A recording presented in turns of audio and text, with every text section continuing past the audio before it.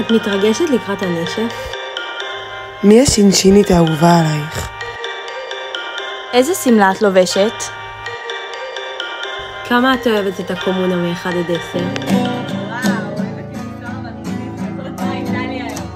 מרשים? שלום אסתי. מה שלומך? בסדר. לקראת עונת הנשפים, אנחנו רצינו קצת ככה לראות איך היה לנשות הצוות שלנו.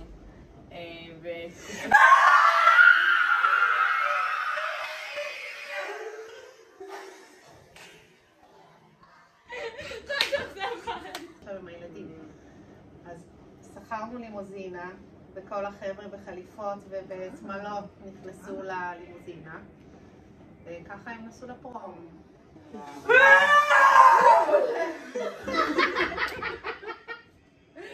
בסדר. את מתרגשת לקראת הנשף שלנו היום? מאוד. כן? כן. כבר מאורגן, יש לך שמלה? כן, יש לי כמה, אני צריכה לבחור. וואו, יש לוקים, אבל יש לנו קטנים. מגניב. אז לקראת הנשף, אז רצינו קצת ככה לשאול את הנשות האלה, איך זה היה נראה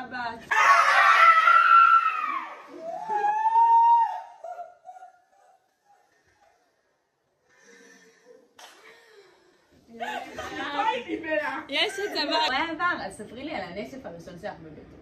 הנשף הראשון שלי בבית רות היה מזמן. מזמן? הייתי עוד צעירה.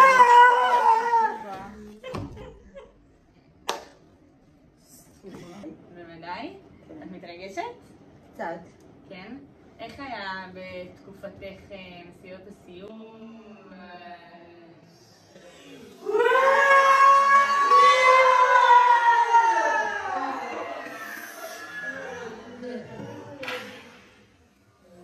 רצינו לדבר עם הנשות צוות הכי חשובות בכפר.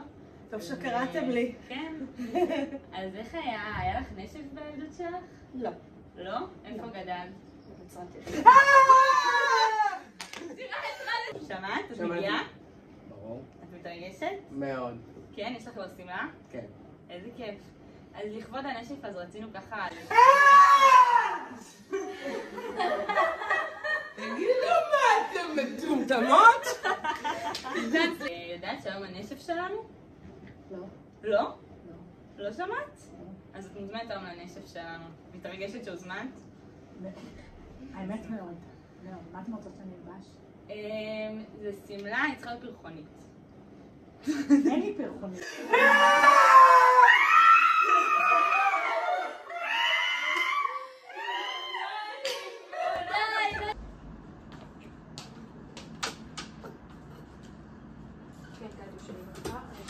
הנה